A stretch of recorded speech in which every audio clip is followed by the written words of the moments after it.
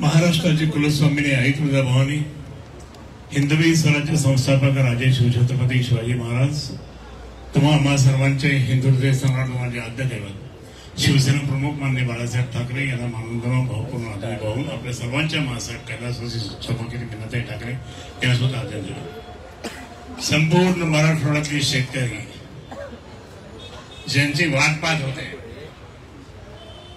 मोठ्या मोठ्या सभा बैठका झाल्या, प्रचंड संख्येने लोक रस्त्यावर उभे होते।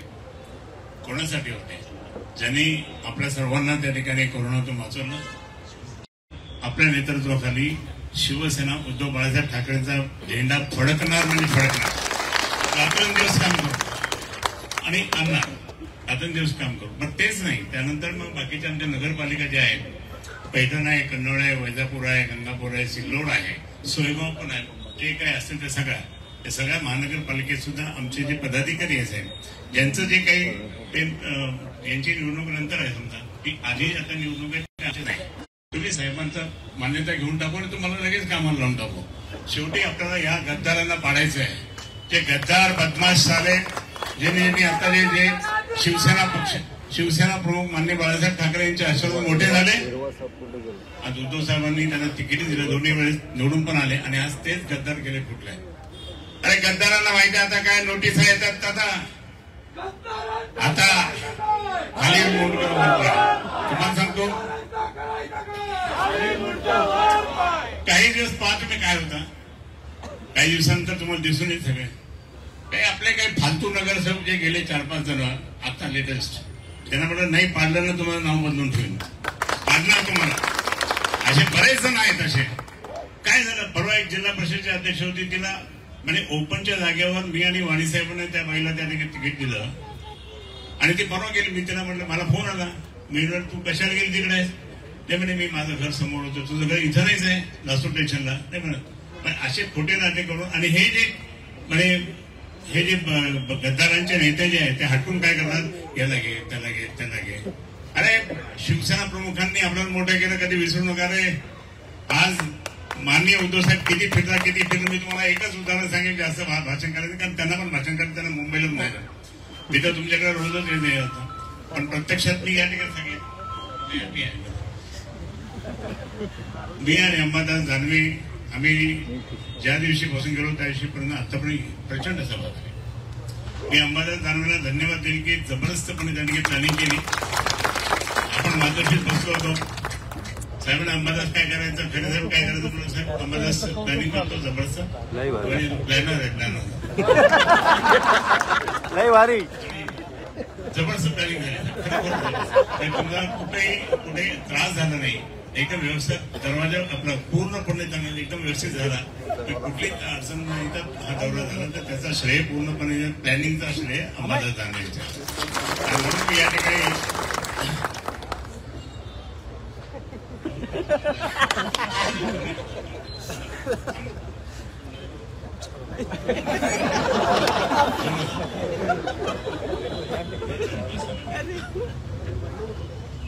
छत्रपती शिवाजी महाराज की जय। आवाज कुणाचा?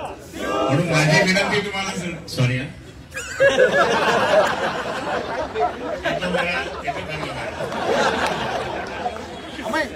माझी विनंती तुम्हाला सर्वांना, जिल्हा परिषद आणि पंचायत समिती, आमच्या महिला आघाडीनं पण विनंती करेन की आपण सुद्धा त्या ठिकाणी, तुम्हाला एकच उदाहरण मी सांगतो, ते तिकीट देण्याचं नाही पण एक सांगतो आठवण। साहेब काय झालं की मागच्या वेळेस पेपरला बातमी आली लोकमत मुंबईच्या, काही तू महिला आघाडी तिकीट देत नाही, साहेबांचा पूर्ण 11:30 वाजता, नाही आहे ना साहेब, महिला आघाडीच्या जागा झाल्या ना की बऱ्याच महिलांना दिलं, महिला आघाडीला दिलं का नाही, म्हणजे ते महिला आघाडीला जर दिलं, आता समोर माझ्यासमोर 2-3 महिला उभ्या आहेत, त्यांना पण देतोय तुमच्यामुळे, परंतु ते म्हणे फक्त झेंडा घेतात, आता जय भवानी यशोवानी त्यांना तुम्ही कामाला लावतो, बाकी तुम्ही तिकीट देत नाही।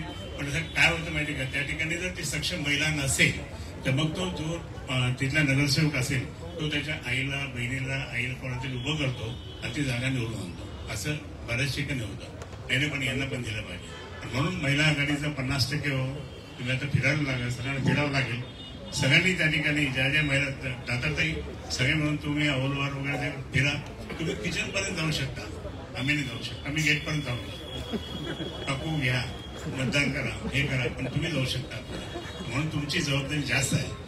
तुम्ही आता अंबादासने सांगितल्याप्रमाणे आमच्याकडे म्हणजे 51% महिला आहे, तसं त्या ठिकाणी तुम्ही लागा कामाला. मी या ठिकाणी आमचे सर्व पदाधिकारी जे ग्रामीण भागात आले त्यांनाही सांगतो.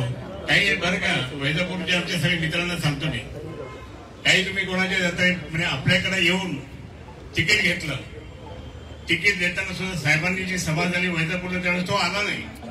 मी रागवलो त्याला, साहेब आले तर तू का नाही आला, तुला तिकीट पाहिजे ना, डिक्लेअर केलं सगळं नाव. पण त्या माणसाने आता काय करतो, तो माणूस म्हणजे आला, उभा राहिला, आपण सर्वांनी मेहनत केली आणि तो गेला पळून, आणि आता तो काय करतो, आपल्या लोकांना फोडतो. मी हात जोडून विनंती करतो आमच्या वैजापूरच्या सगळ्यांना, काही नाही, अरे पहा तुम्ही गंमत पहा, फक्त एकच मशाल मशाल मशाल पहा तुम्ही. ही अशी 88ला अशी परिस्थिती होती, सुभाष पाटील साहेबांना माहिती, 88ला हीच परिस्थिती होती. आणि आज कुठल्या कुठे गेलो आपण. म्हणून त्या ठिकाणी तुम्ही कोणत्याही परिस्थितीमध्ये त्या ठिकाणी कोणी लालच दाखवले. माझी एक विनंती अशी, मी साहेबांच्या साक्षीने सांगतो की आपण त्या भाजपवाल्यांच्या बरोबर किंवा त्या ठिकाणी ते मिंदे फिंदे किंवा ते दादा हे कोणत्याही त्या ठिकाणी त्या गटाबरोबर कधी युती करायची नाही, काही नाही. फक्त आपली त्या ठिकाणी महाविकास आघाडी जर आपल्याला करायचं असेल तर महाविकास आघाडी म्हणजे काँग्रेस असेल, शरद पवार साहेबांची म्हणजे राष्ट्रवादी असेल. आणि तुम्हाला आनंदाची बातमी म्हणजे तुम्हाला माहिती आहे आपला विजय कोणामुळे होणार, ठाकरे ब्रँडमुळे होणार. दोन्ही भाऊ एकत्र आल्यामुळे देशात चर्चा सुरू झाली. आज मुंबई असेल, महाराष्ट्र असेल, सगळीकडे त्या ठिकाणी जबरदस्तपणे त्या ठिकाणी वातावरण निर्माण झालं. दोन्ही भाऊ एकत्र आल्यामुळे आपल्याला खूप मोठी ताकद मिळाली. म्हणून मी या ठिकाणी माननीय उद्धव साहेबांना माननीय उद्धव साहेबांना अगदी नतमस्तक म्हणून सांगतो साहेब तुम्हाला की आम्ही सगळ्याचे सगळं सांगितल्याप्रमाणे आम्ही सगळं एकत्र एक दिलाने काम करून आपल्याला शब्द देतो की पूर्ण त्या ठिकाणी आपली हा बालेकिल्ला जो शिवसेना प्रमुखांनी मजबूत ठेवलेला आहे तोच बालेकिल्ला उद्धव साहेबांच्या नेतृत्वाखाली आम्ही ठेवू आणि आनंदाने त्या ठिकाणी आम्ही तुमच्या समोर पेढे घेऊन येऊ, लोकांना घेऊन येऊ. साहेब तुमच्या आशीर्वादाने आम्ही जिंकलो, सर्व जागा जिंकल्या. हे करण्यासाठी मी तुम्हाला स्पष्टपणे सांगतो, आई जगदंबेच्या आशीर्वादाने आपण सर्वांनी मिळून हे काम करावं. उद्यापासून दौरे सुरू होतात आमचे पण, आणि त्याप्रमाणे आपण मदत करावी, कामाला लागावं. कुठेही राजकारण इकडे तिकडे होऊ देऊ नका. आपण सर्व पहा, तुम्ही कुठे जाणार पहा, तुमचं भवितव्य इतकं चांगलं आहे की तुम्ही कुठे जाणार. आणि म्हणूनच त्या ठिकाणी तुम्हाला परत एकदा शुभेच्छा. जय हिंद, जय महाराष्ट्र.